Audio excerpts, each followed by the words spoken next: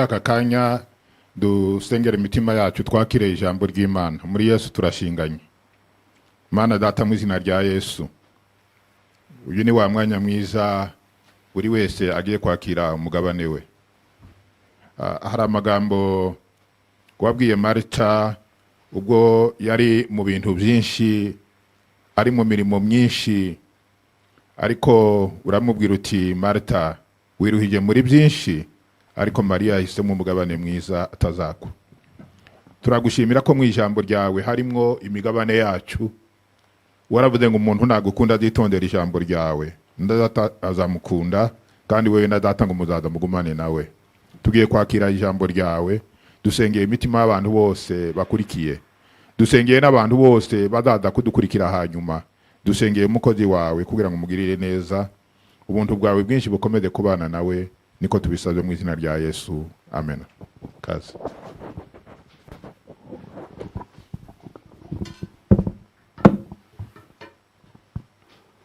Yesu ashimwe cyane. Nongeye kubasuhuza mwese munkurikiye, mwese turi kumwe muri iri teraniro muri uyu mwanya w'ijambo ry'Imana. Bahaye ikaze, yaba ari abakristo b'itorero ryacu rya Pentecote mu Rwanda ndetse n'inshuti z'itorero mukunda uyu mwanya w'ijambo ry'Imana, yaba ari mu Rwanda n'ahandi, by'umwihariko ariko abasengera muri paruwasi ya Nyarugenge, namwe ndabasuhuje. Yesu abaho umugisha. Ndabizi ko mumaze igihe abantu badahura ngo baterane mu buryo busanzwe, bari hamwe hakoreshwa uburyo bw'ikoranabuhanga, nabwo dushimira Imana. Ndabizi ko mukumbuye kuza mu rusengero, nabyo turakomeza tubisengere, turakomeza twiringira Imana izabikora, bidatinze twongere duhure turi mu rusengero. Dushimiye Imana rero ikomeje kubana natwe. Murabizi ko nk'itorero turi mu bihe byo gusenga, muri ya minsi 70 twifuje gusenga dusaba ubyutse, dusaba imbaraga z'umwuka wera. Uyu munsi tugeze ku munsi wa 29, kandi iyi revive cyangwa se ubu bubyutse ni icyifuzo cy'umuntu wese, ntabwo ari itorero gusa, ni umuntu wese, ni umuryango. Umuntu wese ahantu arakwiye kwibaza ngo ese muri minsi koko mpagaze gute, ibihe byanjye n'Imana bimeze gute, maze bikagutera umwete wo gusenga, wo kwegera Imana. Reka rero ntangire nshimira Imana, ariko nanabasaba umugisha mwese mwakomeje kumva iri jwi rihamagara ribasaba gufata ibihe byo gusenga, ibihe byo kwihana, ibihe byo kwizana Imana, ibihe byo kwegera Imana ku buryo bw'umwihariko. Intego dufite muri iyi minsi ni ijambo riri muri Yeremiya 29 umurongo wa 13, ariko hera no kuri 11, ahavuga ngo riganza ibyo nibwira nzabagirira ni amahoro si ibibi, kugira ngo mbaremo umutima w'ibyo muzabona hanyuma, muzanshaka mumbone nimunshakana umutima wanyu wose. Imana ishimwe. Imana ifite umugambi w'ibyiza ku itorero. Imana ifite umugambi w'ibyiza kuri wowe, ku bugingo bwawe, ku muryango wawe. Hari ibyo yibwira, kandi iri jambo ratubwiye ngo ni ibyiza si ibibi, ni amahoro. Imana yakubwira ngo ibyo ikwibwiraho, ibyo ishaka kugukorera ni ibyiza.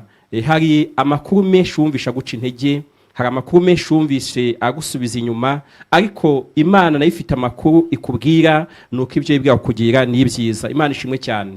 Iki cyumweru turi gusoza ni icyumweru cyahariwe abaririmbyi, aho bafashe ibihe byo kwiga, byo gusenga, byo kuba kwizamu, basengera umurimo bakora, basengera itorero.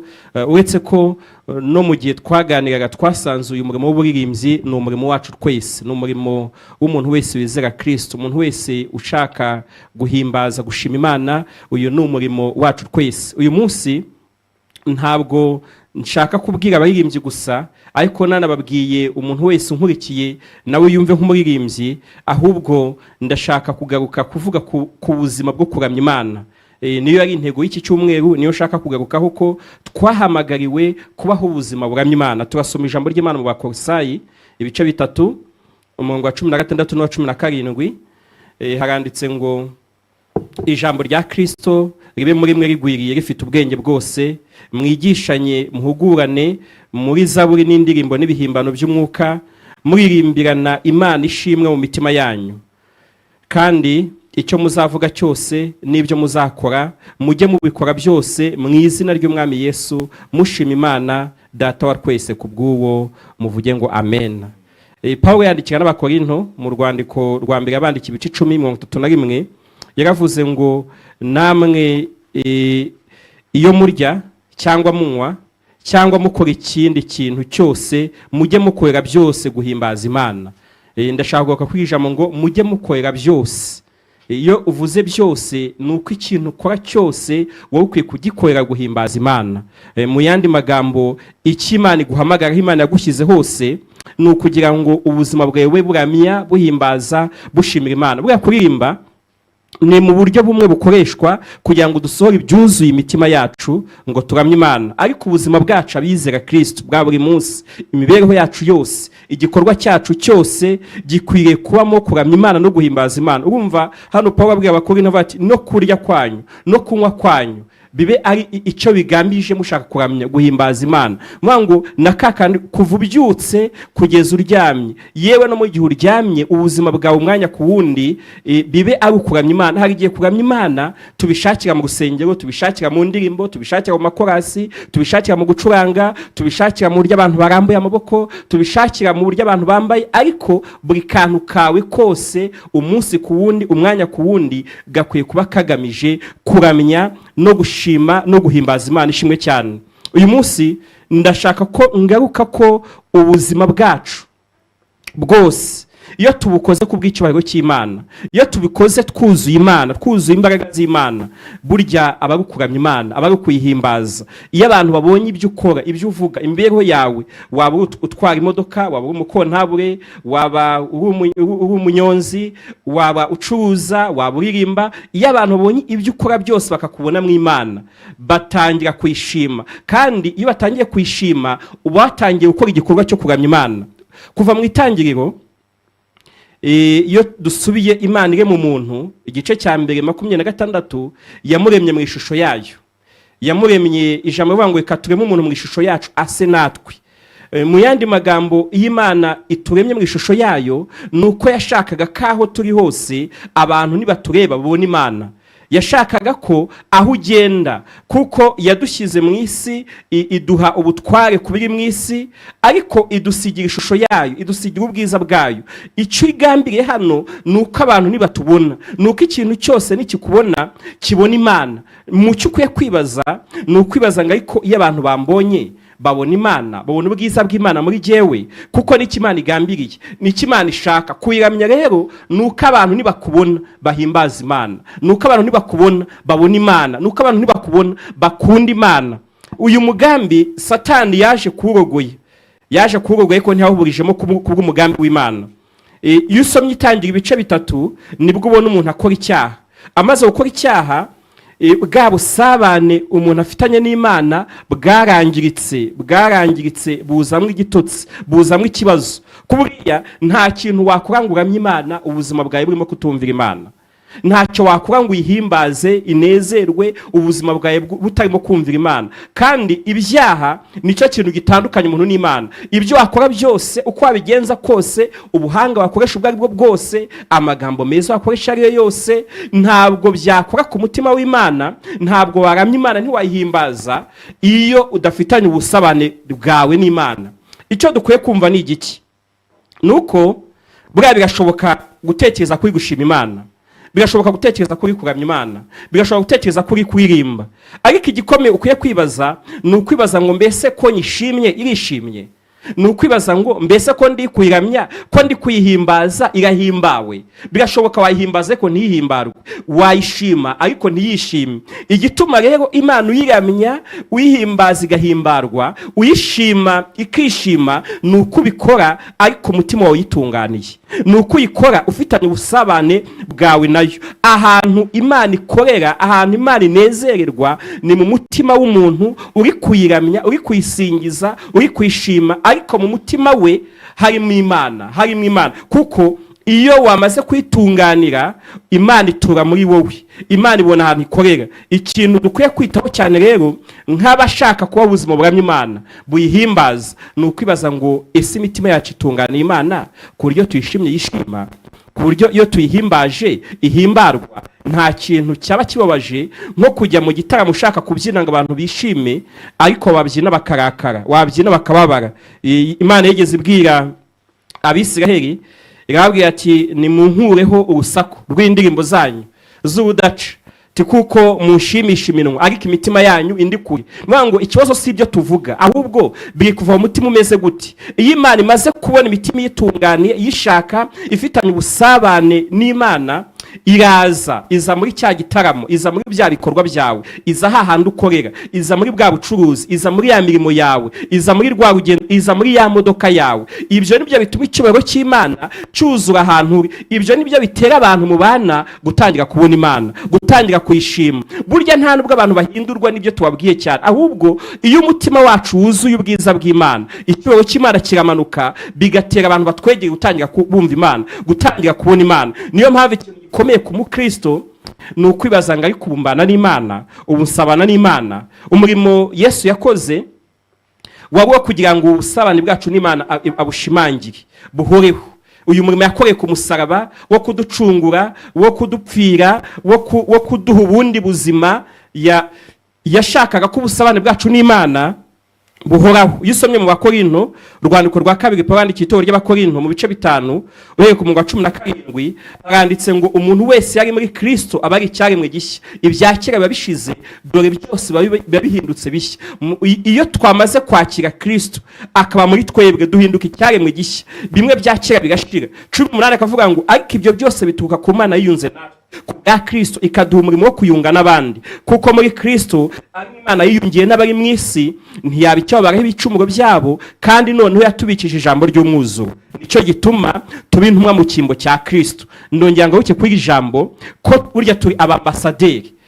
Imana yaturemye mu ishusho yayo kugira ngo umuntu natubona abone Imana. None hano Kristo nawe aravuze ngo muri intumwa mu cyimbo cya Kristo. Turi intumwa. Iyo umuntu ari intumwa abahagarariye undi. Turi bambasaderi b'ijuru b'ubwami bw'Imana hano mu isi. Bwa hari muri quartier utuye, hari mu rugo rwawe, hari ukorera, wawuzi ko uri ambasaderi w'ijuru. Uri ambasaderi w'ijuru mu isi aho muri kacu ukoreramo. Ngo ndetse bisa naho Imana bingingira muri twe, nuko rero turabahendahenda mu cyimbo cya Kristo kugira ngo mwiyunge n'Imana. Kuko utigeze kumenya icyaha, Imana yamuhinduye kuba icyaha ku bwacu kugira ngo muri we duhinduke gukiranuka kw'Imana. Imana ishimwe cyane. Icyo ngarukaho hano nuko Yesu yaduhaye ubuzima bushya, yaduhaye indi kamere nshya, aduhindura abana b'Imana, ariko arangije aduhindura n'intumwa ze. Duhagaze aho turi hose mu cyimbo cya Kristo. Nicyo ukwiye kwibaza ngo iyo abantu bambonye babona mpagarariye Kristo. Yesu muri Matayo ibice 5 yavuze ikintu gikomeye muri iyi nyigisho ndende yigishije. Ageze ku murongo wa 13 avuga ikintu gikomeye, avuga ati mumenye ko muri umunyu w'isi. Muri umunyu w'isi. Mbese umunyu nukaye kuzaryoshwa n'iki? Ntacyo ubukimaze kiretse kujugunya hasi abantu bakawukandagira. Iyo uvuze ngo umuntu n'umunyu, umunyu bereho gukiza. Tuba abantu bahamagariwe gukiza abandi, ariko unazana icyanga, uranarinda, ubamo umuti. Uri umunyu ahantu utuye. Kuramya Imana, kuyihimbaza, nuko ukwiye kuba uri umunyu w'isi ku buryo uryohera abantu bakumva. Ikindi kuri 14 aravuga ngo muri umucyo w'isi, muri umudugudu ubatswe ku mpinga y'umusozi ntubasha kwihisha. Nta bakongeza itabaza ngo baritwikirize intonga, ahubwo barishyira ku gitereko cyaryo rikamurikira abari mu nzu bose. Abari ku mucyo wanyu ubonekera imbere y'abantu kugira ngo babone imirimo yanyu myiza, bahere ko bahimbaze so mu ijuru. Hano icyo ndi kuvuga nuko turi abantu bahamagariwe guhamya, kugaragaza Kristo ku buryo abo tubana bose babona ubwiza bw'Imana, babona ya image y'Imana, babona Kristo, kuko turi ba ambasaderi. Hano yavuze muri umucyo dukwiye kumurika. Burya umucyo wamurika, kandi nubwo umucyo wacana itabaza ritoya cyangwa se rimwe, iyo ishyize ahantu mu mwijima, umuntu wese n'uri kuri abona rwa rumuri. Niyo mpamvu abantu mu bana baba bakwiye kukubona bakabona uwo mucyo. Hari ingero nyinshi tubona mu ijambo ry'Imana zitwereka ko Imana ishaka ko tuba umucyo, ko tumurika, kaho turi hose aho turi hose Imana ishaka ko to abantu batandukanye kuramya Imana kwacu kuyihimbaza kwacu nuko burya abantu batubona bagahimbaza Imana. Buriya niba uhimbaza Imana ntibitere n'abandi kuyihimbaza, niba ubuzima bwawe budatera n'abandi kuyimenya no kuyikunda, kwa guhimbaza Imana kwawe ujye gukemanga. Iyo usomye ibyakozwe n'intumwa bice 16 uhabona inkuru ya Paulo na Sila bari mu nzu y'imbohe, bagiriwe nabi, bahemukiwe kuko bakijije umuntu waritewe na daimoni. Bamaze kumukiza, abantu bamwe babona nta nyungu bazongera kubona kuko ngo bamukoreshaga ubukonikoni bwatumaga babona inyungu.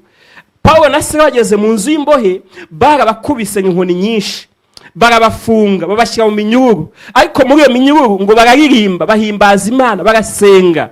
Bamaze gusenga kubw'umutima unezero, umutima uhimbaza Imana nubwo waba uri mu ngorane zitandukanye, umutima ubona Imana aho kubona ibibazo urimo, umutima ukunda Imana, ubona umugambi w'Imana, ngo bigera imbere y'Imana. Noneho ngo yanzu bari barimo hinda umushyitsi, ihinze umushyitsi ngo inzugi zirakinguka. Zimaze gukinguka iminyururu yabo ndetse n'izindi mbohe ngo bumva barabohotse. Ba Paulo ntibasohotse, ntabwo bacitse, ahubwo ngo umurinzi w'imbohe ngo we yitegereje byabaye ngo inzugi zakingutse, ashaka kwiyica. Ashatse kwiyica, kwitera icyuma, Paulo aramubwira ati wikigira nabi, turi hano. Aza amwegera, araza arapfukama, bati mbese tugire dute? Ngo bamujyana mu rugo.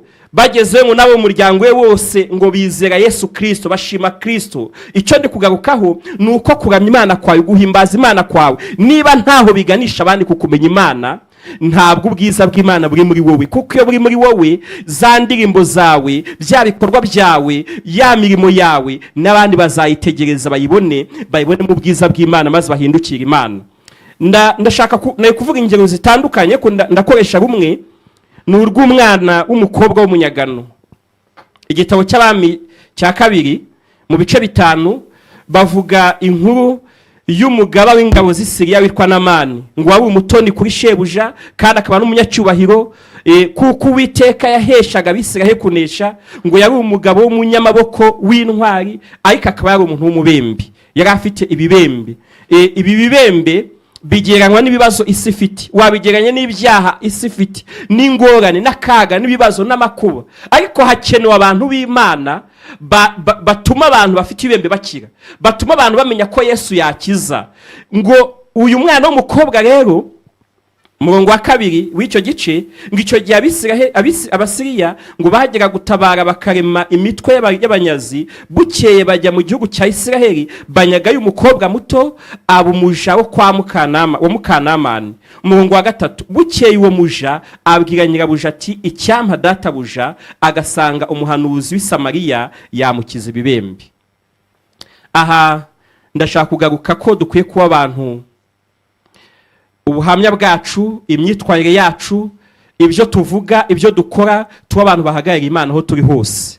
Urabona ingero nyinshi z'abantu bahagarariye Imana, ariko igitangaje ni uburyo bagarukwaho benshi bari mu gihugu kitari icyabo, bari ahantu hatari iwabo, bari mu bunyage, bari mu ngorane zitandukanye. Ibi bigereranywa nuko natwe aho turi mu isi si iwacu, ariko Imana yarahaduhamagaye kuko turabaragwa b'ijuru, idusiga mu isi ngo duhagarire Imana mu isi kugira ngo abantu bamenye Kristo, bamenye iby'ubwami bw'Imana. Uzabona ingero zitandukanye, uzabona ba Yosefu, uzabona ba Danieli, uburyo bagiye bagambira kutaziyanduza, nubwo ari mu gihugu kitari icyabo, nubwo ari mu gihugu gifite andi mabwiriza n'andi mategeko atandukanye n'ay'iwabo, ariko agakomeza gushaka uburyo agendera ku mategeko y'iwabo. Natwe nubwo turi mu isi, hari amategeko, hari iby'isi yemera, hari iby'isi ikunda, hari iby'isi ishaka, bitandukanye niyo tujya iwacu mu ijuru.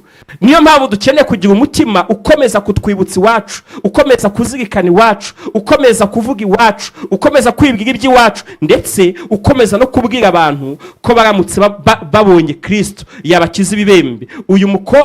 Uyu mwana muto w'umukobwa ngabwira nyirabuja, aramubwira ati databuja, iyaba yarazi Imana y'iwacu, yaba yarazi icyampa databuja agasanga umuhanuzi w'i Samariya yamukiza ibibembe, icyampa nawe umunsi wa none ubuzima bwawe aho Imana yagushyize, ntabwo umunsi ku wundi tuba turi mu rusengero, ariko aho hantu Imana yagushyize, aho wirirwa, aho uba, icyampa abantu bahari bataramenya Kristo kubw'ubuhamya bwawe, kubwo kubana n'Imana kwawe, bakamenya ko hari Imana yabakiza. Ariko se babyibaza gute kandi imyitwarire yawe nta itandukane n'iyabo? Babyibaza gute kandi ibyo uvuga n'ibyo ukora bidatandukanya uw'isi n'utari uw'isi? Ariko Yesu aravuga ngo muri umunyu w'isi, muri umucyo w'isi, abantu nibababona bazahimbaza so mu ijuru. Mbese abantu batubonye, iyo abantu bakubonye, babonye ubuzima bwawe, imyitwarire yawe,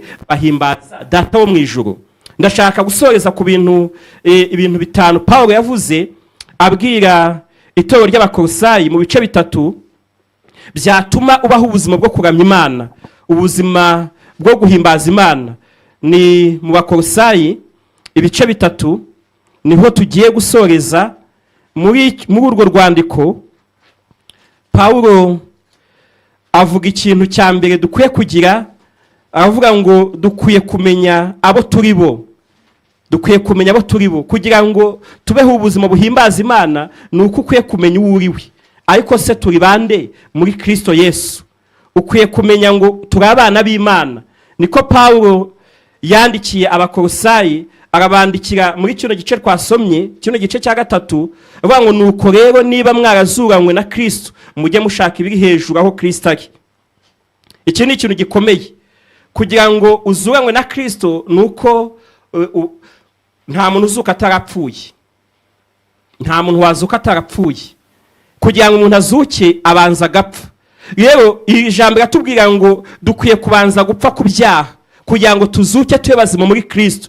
Ariko niba mwarazuranywe nawe, ikintu kikubwira ko wazuranywe nawe nuko umutima wawe uba ureba ibyo mu ijuru. Imana ishimwe cyane. Aho Yesu ari, aho Yesu ari niho natwe dukwiye kuba dutekereza. Icya kabiri niho yavuze ngo dukwiye kumenya nyine aho tujya, our destiny, guhoza umutima wacu kubiri mu ijuru. Avuga ngo mumenye ko ahari yicaye iburyo bw'Imana, mujye muhoza umutima kubiri hejuru atari kubiri mu isi, kuko mwapfuye kandi ubugingo bwanyu bukaba bwarahishanywe na Kristo mu Mana. Kandi ubwo Kristo ari we bugingo bwacu azerekanwa, namwe muzahera ko mwerekananwe nawe muri mu bwiza. Dukwiye kuba turi abantu, imitima yacu, ibitekerezo byacu, ibyo twibwira, ingendo yacu, ibikorwa byacu bigana iyo tujya. Ariko iyo umuntu arebye ubuzima bwawe uko kubona ujya mu ijuru, ubona ariho ugana, ubona ariho bikuganisha. Burya umuntu arebye imyitwarire yawe, arebye ubuzima bwawe, amahitamo yawe, arakuganisha kurimbuka cyangwa kukuganisha mu bwami bw'Imana. Ariko hano Paulo yavuga ngo niba mwarazuranywe na Kristo, ikizabigaragaza nuko mujya mushaka ibiri hejuru aho Kristo ari. Hari igihe usanga imitima y'abantu iba mu by'isi gusa, iba mu by'isi gusa, ibyemezo ufata, ibyo ukora, ibyo uhitamo ari iby'isi gusa. Ariko aratubwira ngo niba mwarazuranywe na Kristo, imitima yanyu nihange ku byo mu ijuru aho Kristo ari. Icya gatatu nuko hari ibyo tugomba, hari ibintu bigomba gupfa muri twe. Icyerekana nyine ko twazutse nuko hari ibintu byapfuye. Hano ku murongo wa 5 aravuga ngo hari ibintu bikwiye gupfa. Mwica ingeso zanyu z'iby'isi. Aranazivuga abati gusambana, gukora ibiteye isoni, kurigira, kurarikira, imyifurize yose. Ibi bintu abati bikwiye gupfa, kuko kugira ngo umuntu azuke nuko hari ibipfa. Hano ibintu avuga bikwiye gupfa rero: ubusambanyi, gukora ibiteye isoni, kurigira, kurarikira, ndetse n'imyifurize mibi yose. Arangije avuga ko none hari n'ibintu abantu bakwiye kwiyambura. Ugeze ku murongo wa 8 abati nuko none mwiyambure ibi byose. Aravuga ngo ibyo dukwiye kwiyambura ni umujinya. Mbese uwo nkurikiye ntucyambaye umujinya? Uyu munsi nushaka ubuzima bwa Imana, iyambura umujinya. Ikindi ngo nuko yambura uburakari. Hari igihe usanga abantu ari abanyamujinya, ari abanyaburakari. Igihe kimwe nageze nganira n'umuntu arambwira ngo iyo papa wagize umujinya ngaragenda gafata ngagacukura umwobo yicama agakwirwamo. Hari igihe usanga abantu ari abanyamujinya, ari abanyaburakari. Ariko ngo umuntu ushaka kuramya Imana akwiye kwiyambura umujinya, akwiyambura uburakari. Ikindi ni ukwiyambura igomwa. Warangiza ukiyambura gutukana, gutukana nabyo ntabwo akanwa karamya Imana ntabwo kavamo n'ibitutsi. Ikindi ni amagambo ateye isoni. Ikindi ni ukubeshyana. Hari usanga abantu ari abanyabinyoma, babeshyerana, bavugana nabi, bagambanirana, ariko aravuga ngo niba mushaka kuba ubuzima buramya Imana buyihimbaza, ku buryo uyihimbaza Imana igahimbarwa, nuko mu bintu ukwiye kwiyambura ikintu cyo kubeshya. Ikintu cyo kubeshya, ukaba umunyakuri, ukavugisha ukuri. Ikindi ageze hano kuri 11 abati ngaho tujye, ntihaba umugiriki cyangwa umuyuda, uwakebwe cyangwa utakebwe, cyangwa umunyeshyanga rigawa cyangwa umusirikare, cyangwa umuskuti cyangwa imbata cyangwa umudendezo, ahubwo Kristo ni byose kandi muri byose. Ikindi kintu nakwiye kuyambura ni ivangura iryo ari ryo ryose. Usanga abantu birebera mu moko, birebera ahantu bavuye, aho bakuriwe, birebera mu kazi bakora, umuntu akumva ni afite titre runaka, ariko iyo twageze muri Kristo Yesu duhinduka abana b'Imana, duhinduka abantu baciye bugufi ubwami bw'Imana. Ibyo rero ni ibintu dukwiye kwiyambura. Arangije avuga ikintu ibyo dukwiye kwambara. Umva imyambaro ukwiye kwambara. Imyambaro ukwiye kwambara ageze kuri 12 bati nuko nkuko bikwiriye intore z'Imana zera kandi zikundwa, mwambare icyambere umutima w'imbabazi. Umva imyambaro y'abantu baramya Imana, abantu bahimbaza Imana, nukwambara umutima w'imbabazi. Iyo ni uniforme. Hari igihe usanga ko aritekereza ku mabara, ubururu, icyatsi, imyenda bazambara, ariko mwumve uniforme y'abantu baramya Imana nuko bambaye umutima w'imbabazi. Ikindi kuba yambaye neza, kuba wambaye guca bugufi, kwicisha bugufi. Ikindi kwambara ubugwaneza. Ikindi ni ukwihangana, mbese mugenzi ujya mu ijuru wumva wambaye kwihangana. Ikindi ni ukubabarirana ibyaha, nguko mugize icyo mupfa ubabarirana na mwene so ngo mubabarirane. Ikindi no mukwiye kwambara ngo ni urukundo. Ikindi ngo ni ukuzura amahoro, kuba umunyamahoro, umuntu uhesha abandi amahoro, ngo nicyo twahamagariwe, ngo mwuzure amahoro, muhesha abandi amahoro, muhinduka abanyamahoro. Hari usanga umuntu ahatuye ahaba uri umuntu ubujije abandi amahoro, ariko umuntu ushaka kuba ubuzima buramya Imana, kuko Kristo niwe mahoro yacu. Haleluya. Niba ushaka kuba ubuzima buramya Imana, mu kintu ukwiye kugira, ukwiye guhinduka umunyamahoro. Ikindi ngo ijambo rya Kristo ribe muri mwe rigwiriye. Ukwiye kuba umuntu ukunda ijambo rya Kristo. Icyo nsorezaho kandi hano ni uko ubuzima buramya Imana ni ubuzima buhera mu muryango, mu bo mubana. Niyo mpamvu ageze ku munga 18 yongeye kwibutsa abo mu muryango inshingano zabo. Aravuga ngo bagore mugandukira abagabo banyu nkuko bikwiriye bari mu mwami wacu. Bagabo namwe mukunda abagore banyu, ntimubasharirire.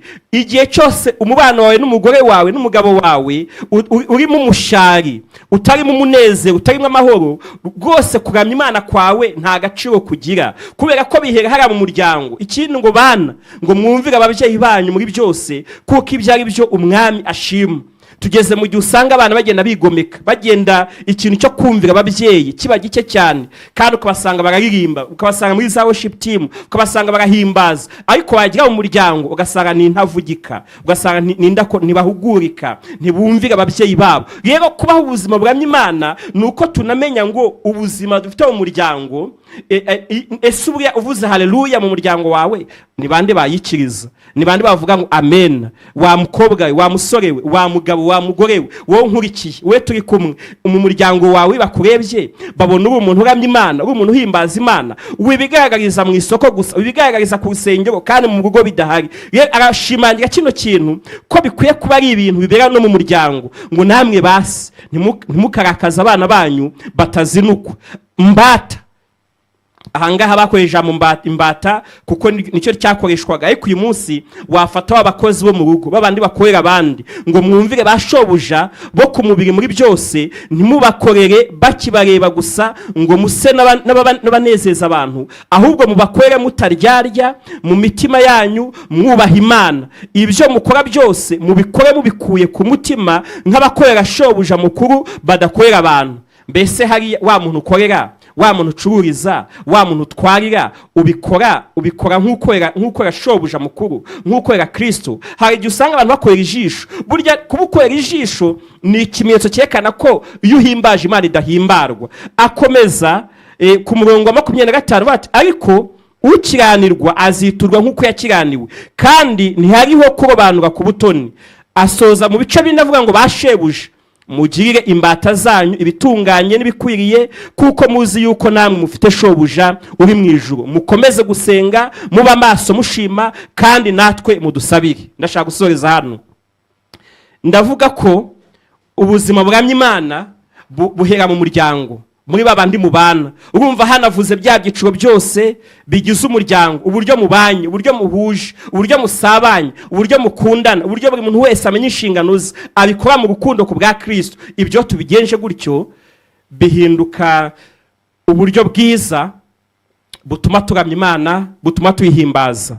Ndasoza nongeye kukubwira ngo ibyo dukora byose, haleluya, ibyo dukora byose, wa muntu nyumva, ibyo ukora byose, niba tuvuze ibyo dukora byose, ukwiye kumenya ko buri detaye, buri kamwe ku kandi k'ubuzima bwawe ukwiye kubikora ariko ufite umutima wo kuramya no guhimbaza Imana. Tugiye gusenga Imana, ariko nongeye nkubaze ngo mbese wumva ubuzima bwawe umunsi ku wundi burimo kuramya Imana? Mbese ubona uri umucyo, ubona uri urumuri, ubona uri itabaza, ubona iyo abandi bantu bakubonye bakumvise batera guhimbaza Imana, cyane cyane babandi mwegeranye, babandi bakuzi, babandi mubana umunsi ku wundi ku kazi, babandi bakubona uvuga igihe cyose, babandi mubana mu rugo, ese yo bakurebye, iyo bakubonye imyitwarire yawe umunsi ku wundi, nubwo utabumbura umunwa ngo uvuge, bibatera guhimbaza Imana. Batangira kwibaza ngo uyu muntu ni iki cyamuhinduye gutya, noneho nibaganira bavuge ngo ni ukubera Yesu nabo bifuze kumera nkawe. Nusanga atari kumeze uyu munsi, ubwo dusoza iki cyumweru muri iyi nyigisho ko ubuzima buramya Imana,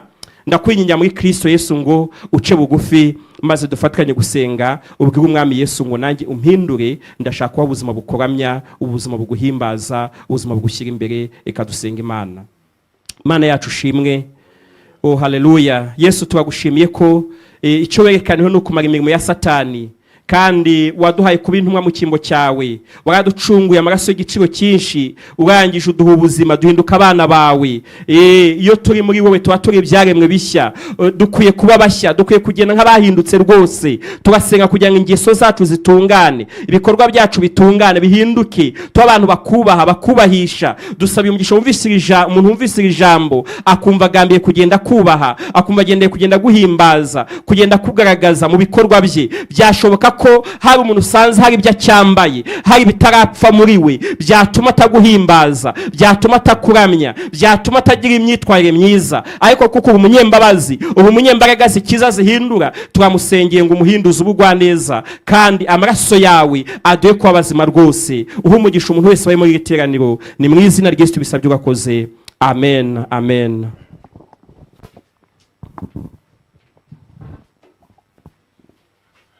Haleluya. Yesu nashimwe. Ndatekereza yuko murafashijwe mwese. Tubwiwe ijambo ry'Imana rivuga ku buzima bwo kuramya Imana. Nasigaye hariya mu Bakorinto ba mbere bice 10:31. Ahavuga ngo namwe iyo murya cyangwa munywa ngo muze mukorera byose guhimbaza Imana. Igikorwa cyose umuntu akora agomba kugikora mu buryo bwo kuramya Imana. Reka mbabwire ingero ebyiri, ni ibintu numvise n'ubuhamya nzi. Hari umugabo umwe ntabwo akiriho, ariko yari umukozi w'Imana yabaye hano. Umunsi umwe yahuye inka, kwahura ndumva mubizi, yabyukirije inka zija mu rwuri, ahahandi mu rwuri rwiza. Arazahura, aragenda, ariko yari mu mwuka mwiza w'amasengesho yo kuramya Imana.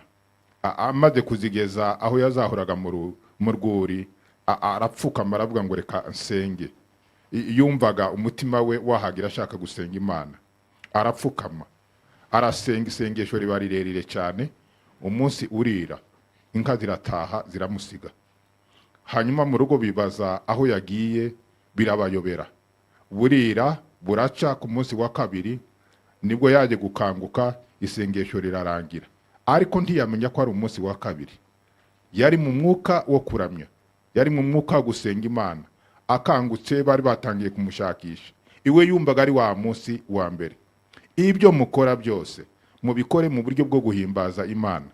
hari undi mukozi w'Imana nigeze numva yakira umwuka wera, yakiriye umwuka wera arimo yoza inkongoro mu kiraro. Abashumba abungeri ubundi nibo boza inkongoro, ubundi ngo yarashize ukuboko arimo yoza, ubundi bafata ibyatsi by'inyovu bakabisa n'ababivunga bagateranya n'ivu ryo mu ziko, hanyuma nibyo bakoresha koza inkongoro. Rimwe na rimwe mu giturage bakoresha n'amaganga y'inka bakaza kunyuzamwo n'amazi, arimo yoza ariko yari mu mwuka wo kuramya Imana. Umwuka wera aramusanga.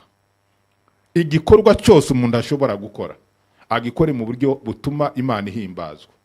Nsoreje ku mwarimu mwenzi twaniganye rwose ntakiriho, ariko yakiriye umwuka wera arimo yigisha abanyeshuri, arimo yandika ku rubaho, yandika ku rubaho, arimo yandika yigisha, ariko yari mu mwuka wo kuramya. Yari yaraye mu masengesho, yumva imbaraga ziraje ngo yandika bya bindi muza abantu bazabandika by'amandiko, atangira kwandika ibintu byo mu mwuka. Ibyo mukora byose, mwaba murya cyangwa munywa, mu bikorere byose guhimbaza Imana. Igikorwa cyose umuntu ashobora kugihindura igikorwa cyo kuramya. Hari umwanditsi wanditse aravuga ngo igikorwa cyose n'umukamyi ngo ukama inga ngo akwiriye kuyikama mu buryo buhesha Imana icyubahiro. Batubwiye byinshi kuri iri jambo. Imana idufashe kandi Imana iduhana umugisha. Nagira ngo rero muri aka kanya n'ubundi dusengera ibyifuzo. Ndabizi tuba dufite ibyifuzo byinshi, hashize igihe kinini cyane, amezi abaye menshi tutaza gusenga, tudahura mu busabane bwacu nk'abantu b'Imana. Ndabizi ko intege nkeya zarabaye nyinshi cyane, ariko niba hari umuntu wumva afite icyifuzo mu mutima we, akaba yumva hari ikintu abwira Imana ati Imana imfashe, ukeneye imbaraga z'Imana, ukeneye kongera n'ubundi gusukwamwo amavuta y'Imana, ukeneye n'ubundi kongera kumva ko ubuntu bw'Imana, birashoboka yuko iyi minsi yagutwaye by'Imana bitangiye gukamuka muri wewe, ariko Imana Yesu Kristo ndahinduka. Tugiye gusenga Imana kuri wowe wese wumva hari ikintu yagabanukiye mu buzima bwe, akabasaba Imana ati Imana ndifuza yuko umutima wanje nkuzanye imbere yawe kugira ngo umutima wanje uhore guhimbaza iteka ryose. Birashoboka ko wacitse intege mu byo ukora, birashoboka ko mu murimo wawe hari ahantu wagabanukiwe, ariko hagarara mu mwanya wawe dusenga Imana, kwingingira Imana muri uyu mwanya kugira ngo n'ubundi wongere ubusabane bwawe bwongere bugaruke. Reka dusenge. Imana Data, mu izina rya Yesu turagushima ko waduhaye uburyo bwo kukuramya no kuguhimbaza. Ndagushimira umwami wacu Yesu ko wigeze ubwira abantu, waravuze ngo igihe kiraje kandi kirasohoye ubwo abasenga Data by'ukuri ngo bamusengera mu mwuka no mu kuri. Tuje imbere yawe tugira ngo tugusabe kugira ngo mwami ibyo dukora byose, twaba dusenga, twaba turirimba, twaba dukora imirimo, reka tubikore byose mu buryo buhesha izina ryawe icubahiro. Uturinde ibyaha by'uburyo bwose bishobora kutwizingiraho vuba, utweze imitima yacu kugira ngo ubusabane bwacu nawe Mana bube ubusabane butunganye, ubusabane bwejejwe, kugira ngo tuze imbere yawe tumeze nka cya gitambo kizima ijambo ryawe ritubwira. Ijambo ryawe riravuga ngo dutange imitima yacu ibi bitambo bizima byera bishimwa, uko ngo niko kugukorera kwacu gukwiriye, kandi ngo ntitwishushanye n'abiki gihe. Turagushimiye ko ari wewe uduha imbaraga zo kunesha ibyaha. Reka iminwa yacu, kuko ari iminwa ivuga ubutumwa bwiza, reka Mana imitima yacu ibi mitima yejejwe, reka mwami ubugingo bwacu bwose tubuzanye mu biganza byawe, kugira ngo mwami twerezwe imbere yawe. Komeze kubana natwe kandi ukomeze kudushoboza kugenda tugukiranukira Mana kugeza ku iherezo ryacu. Komeze kubana natwe Mana, tugushimiye byose kuko uri kumwe natwe kandi udukoreye ibikomeye. Izina ryawe nirihabwe icubahiro, niko tubisabye mu izina rya Yesu, amen. Nagira ngo rero muri aka kanya tugeze mu nakanya n'ubundi iyo tugeze muri uyu mwanya tumaze kumva ijambo ry'Imana, twari tugeze mu mwanya ubundi yari mu rusengero dutanga amaturo n'ibindi, ariko n'ubundi turabikora mu buryo bw'ikoranabuhanga. Ibintu byaroroshe, covid yaje hari uburyo bishobora gukorwa. Nagira ngo rero hariya hari nimero ziriya ni konte za administration. Iriya niyo muri beka n'amaturo n'ibya 10 ni ya paroisse murayizi, iriya niyo muri BPR n'ubundi n'amaturo n'ibya 10. mushobora gukoresha amatelefone yanyu, mushobora gukoresha ukajya kuri banki wenda, hari uburyo bwinshi ushobora kubikora. Dufite momo pay iriya itangira n'182 ifite iriya mibare, ukoreshe uburyo bwose wumva.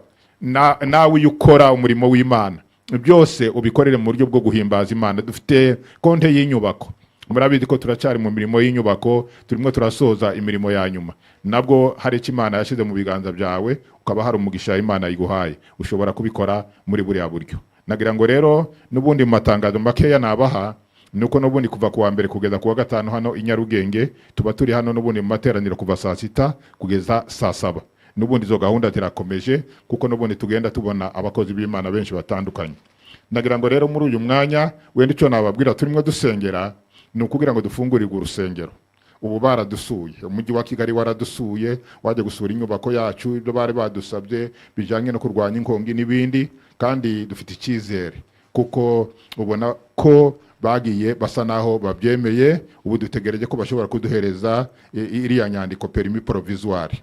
Ubwo uko bizagenda bitungana tuzagenda tubabwira. N'ubundi ntibuve ku mavi yanyu, mukomeze musenge Imana kandi mukomeze n'ubundi mugume mu Mana.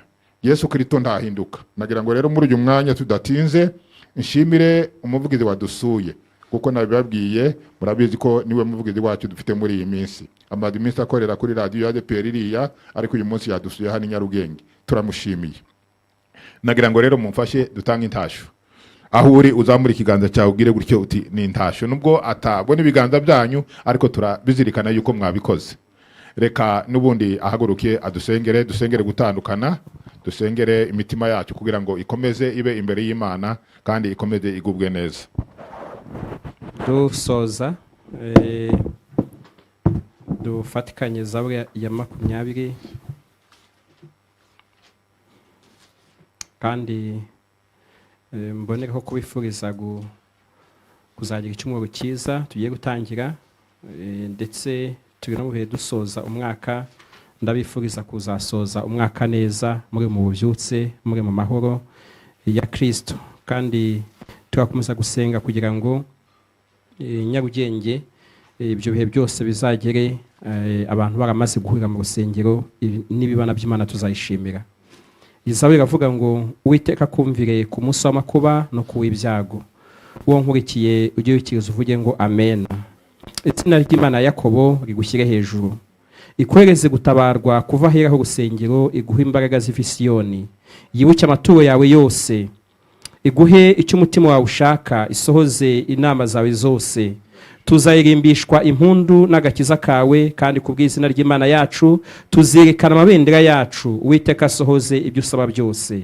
None menye yuko Uwiteka kizo yasize azamusubiza ari mu ijuru rye ryera, azamusubirisha imbaraga zikiza z'ukuboko kwe kw'iburyo.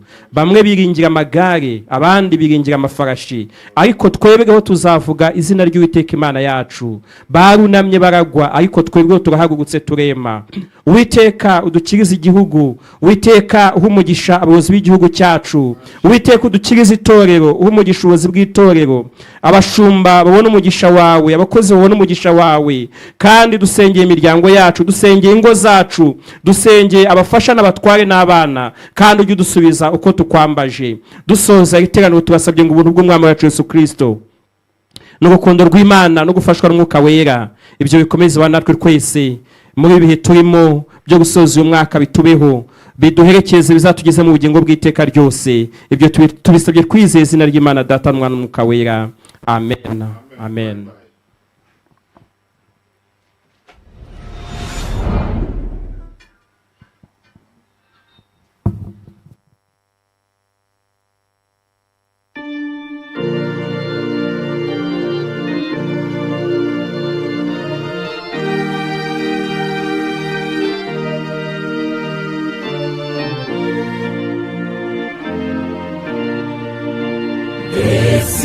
Uwiteka yagiriye byose ntabimwituriki, kw'imbabazi ze ari ndende zisumba ukwezi, yagize ishyanga rye iki nicyo